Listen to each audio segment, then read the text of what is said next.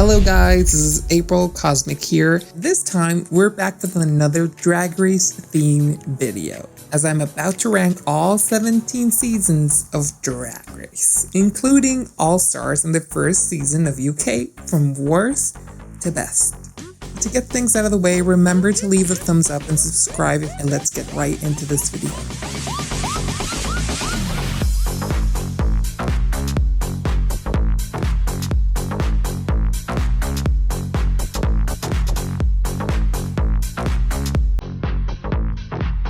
Before any of this actually begins, I have to be clear and say that I love, adore, and respect the art of drag. My intentions are not to hurt anybody or disrespect the body of work the queens have built before, during, or after the show. I'm here to comment on the overall season narrative and whether or not it successfully crossed the finish line, so please don't send hate to any queen. If you disagree, leave a comment down below and let's have a good conversation about a show we both love.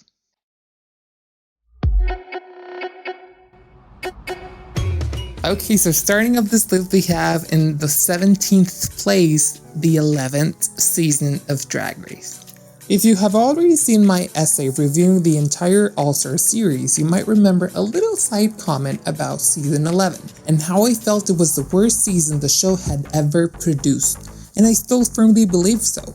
While still being an important platform for queer stories showcased to perfection in Mercedes Iman Diamond, the TV elements of this season came to overshadow the message beneath. This might be the least organic season in the show's history, as it seemed keen on undermining the audience's expectations, while pushing for queens that actually underperformed. Such was the case for Plastique Tiara, who was a fan favorite as the daughter of Alyssa Edwards and the perfect Instagram queen coming into the season, yet didn't seem to bring variety to her presence on the show, ultimately leaving in 8th place despite a hard push from the show's production. Some queens actually managed to move forward, winning over the audience and having a good performance until their eventual elimination, like Sugar Cane and Nina West. Sugar's elimination seemed beyond wrong, especially after a better performance than other quote-unquote safe queens from the other team, while West was eliminated after arguably the worst lip sync in the show's history, against none other than Silky Nutmeg Ganache. But I'll never get over how bad and simply messy Silky's performance was. Silky's journey in general seemed beyond forced in my opinion. And while I can admit to some highlights, Ru seemed to just overlook everything she did wrong and keep her no matter what. On 16th place, we have the first season of All-Stars. Again, if you've seen my video on All-Stars, you might remember why this season just didn't work. So if you haven't checked that video out, you watch it right after this. Still, All-Stars 1 was doomed to fail our beloved queens by the twist of the teams, and had little to no highlights throughout the show, with exceptions of course of a legendary moment. Well, come on, Teletubby! Teleport us to Mars! What the Season 11 and All-Stars 1 might be the only seasons in the show's history I consider bad. And that still bugs me, as I don't want to undermine great queens or moments that walked through that season. Yet the reason I consider them bad is because of the creative decisions the production team took. So from this point forward, we're moving into the OK territory, so on the 15th place we have Season 10. It has one of my favorite queens ever, yet the overall season wasn't really that exciting. I became more connected with the competing queens after the season ended rather than during it. I adore Miss Cracker. I can't get enough of Cameron's looks and performance skills. And now I'm a huge fan of Monet Exchange thanks to her Build series and podcast with Bob the Drag Queen. But I wasn't that in love with her on season 10. I actually liked Eureka compared to some other parts of the fandom who seemed keen on bringing her down, yet I don't know why this season just didn't grab my attention as much as others. Now on the 13th and 14th place we have a tie between season 7 and 8.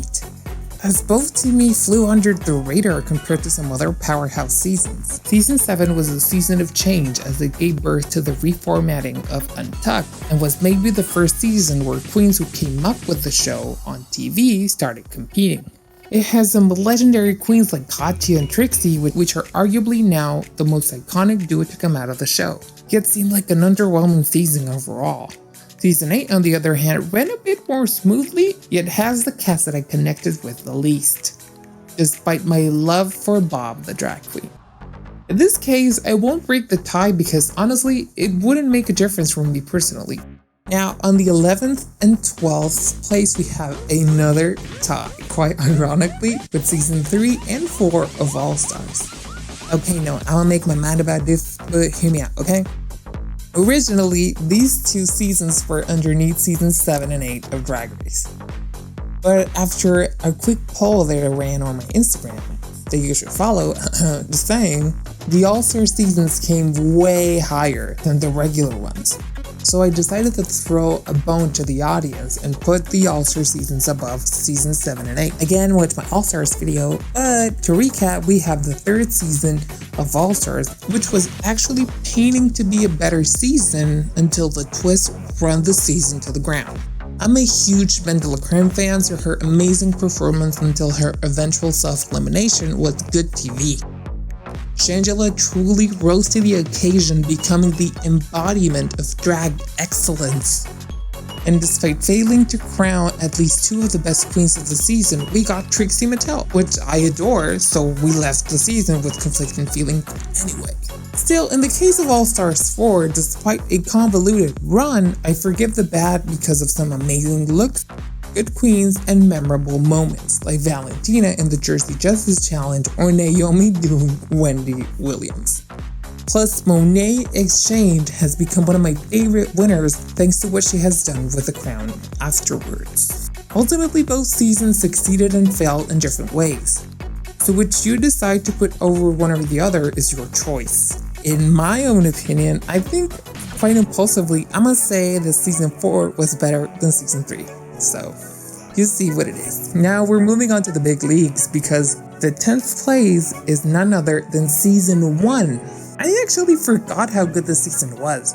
And to be honest, it's only this low because of how the series evolved and built upon this foundation. Who can forget Akasha's legendary spin on Gina's Mac Viva Glam commercial and powerful confession, Chanel, and the excellence and drama she brought to the season? Hi there, I'm the delicious Miss Mandarin. And of course, the legend, the icon, the superstar, and the role model that was Nina Flowers. I mean, Alters Stunt really did her dirty. So in 9th place, we have season 2 of Drag Race. Now, a better and refined version of the season prior.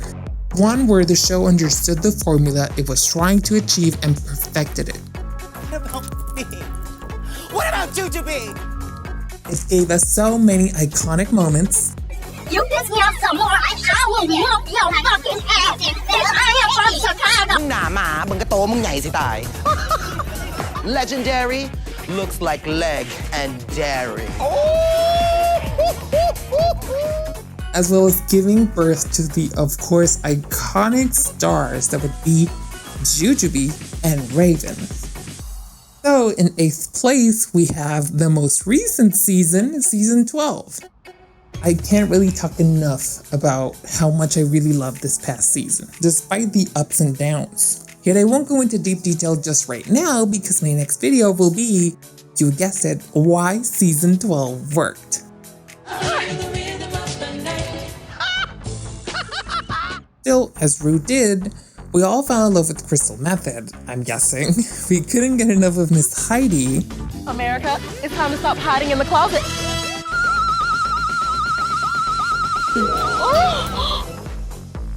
Thank you. Jackie's important message as a Middle Eastern American queen melted my heart. Gigi gave us a good composition until the bitter end, and of course, the essence of beauty herself, the icon, Miss Jada Essence Hall. Look over there! Where? And then in 7th place, we have season 5. I have to be honest and say that I personally don't love season 5. I can't really point out what it is, but I just don't connect with it in the way that I connect with other seasons. I only put it here because it gave birth to the iconic trio of Alaska Tots, the excellence of Roxy Andrews, the legendary fashion queen like no other, Detox, and the eventual All-Stars 2 winner, Alaska. Also, who could forget Back rolls. Except for Serena.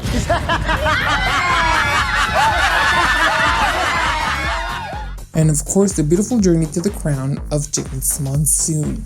I mean, I don't really adore the season myself, but I have to admit to what it did for the show. So for that in itself, it's in this spot. Number 6 would go to the 3rd season of Drag Race, a truly unforgettable chapter in the series' history. This was the series where Drag Race really embraced the silliness that the show celebrates at its core, aspiring to not take itself too seriously. Till this day, the longest season ever with 16 episodes, being a season of first with the first queen to come back between seasons in Shangela.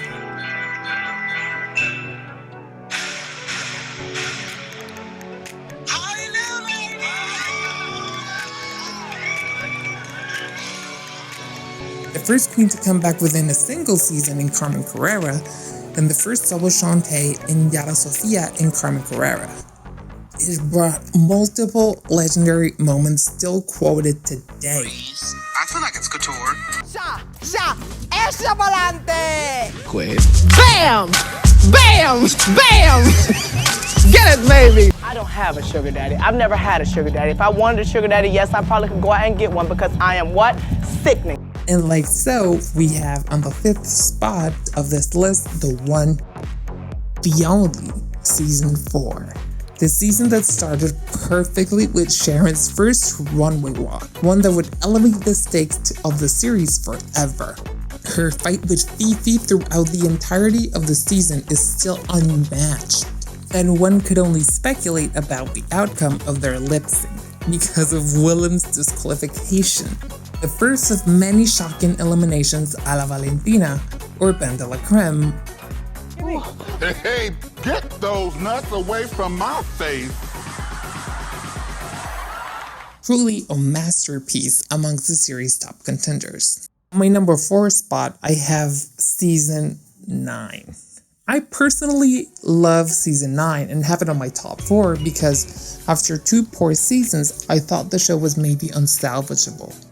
And the comeback of Cynthia Lee Fontaine indicated that the show had started to focus more on twists themselves rather than the actual competition, at least in my eyes. Yet I couldn't be more wrong, as the season ended up being one of my favorites ever. A true Latinx icon rose and fell in Valentina, as her elimination shocked the entire Drag Race fandom after a pretty incredible run. The remaining queens proved more than enough to carry the show forward after the loss of a frontrunner. Nina Bonina was truly an original queen that brought a different side of drag to the show. Trinity the Tuck, then known as Trinity Taylor, came in as a clear pageant queen, yet left the show after giving us the funniest moments of the season, and Sister Mary Kunt and her performance in 9021 Ho. Peppermint, while delivering an okay performance in many challenges, really rose as the lip-sync assassin to fear as she started to knock them one by one, a talent that served her quite well by the season finale. Shea Coulee actually came to slay by becoming one of the few queens to win 4 challenges in a single season, only losing by arguably the most iconic moment in the franchise, Sasha's Rose Petals. This season really seemed to have balanced out every element that made the show what it is today. It truly gave us what we needed to have hope in the show once again. Oh, and plus Lady Gaga was in it, so yes, iconic. Opening the top 3 seasons on the show's history, we have the first season of Drag Race UK. I can't stress enough how much the season had on its shoulders. It had to be a successful run of Drag Race for international audiences while still keeping the British style at every turn. It did that and then some, as it delivered one of the best seasons overall. It had an amazing cast to begin with the quirky and surprisingly dirty Blue Hydrangea. Cheryl Hole was a true standout despite a not-so-great run similar to Alyssa Edwards. and Baga, iconic. The Vivienne really proved why she was selected as the UK ambassador back in 2015, and of course, my favorite and the heart of the season, Divina de Campo. Drag Race managed to deliver an amazing start to an already successful franchise, so let's hope Season 2 can at least match Season 1.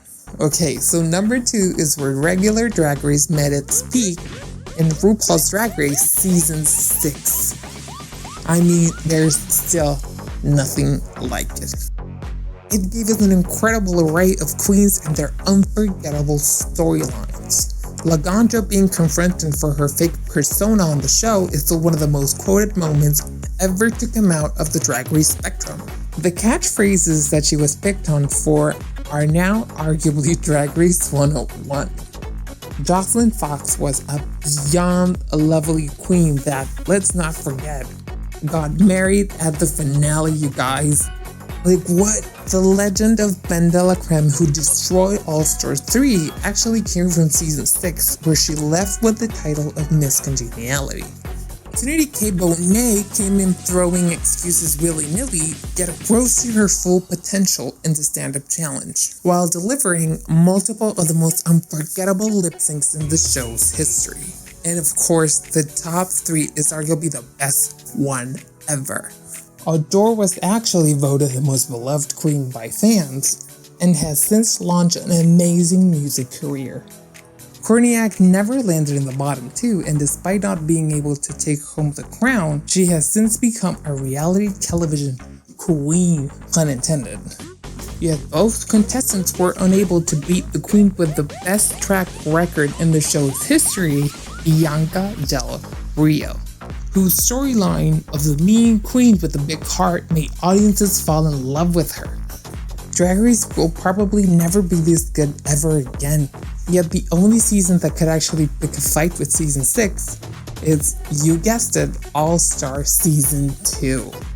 This season just worked. It truly became the show at its best, as it brought together the fiercest competitors in history, its most iconic villains, its most infamous cliques, and its most beloved queens, and succeeded in its attempt to balance everything out.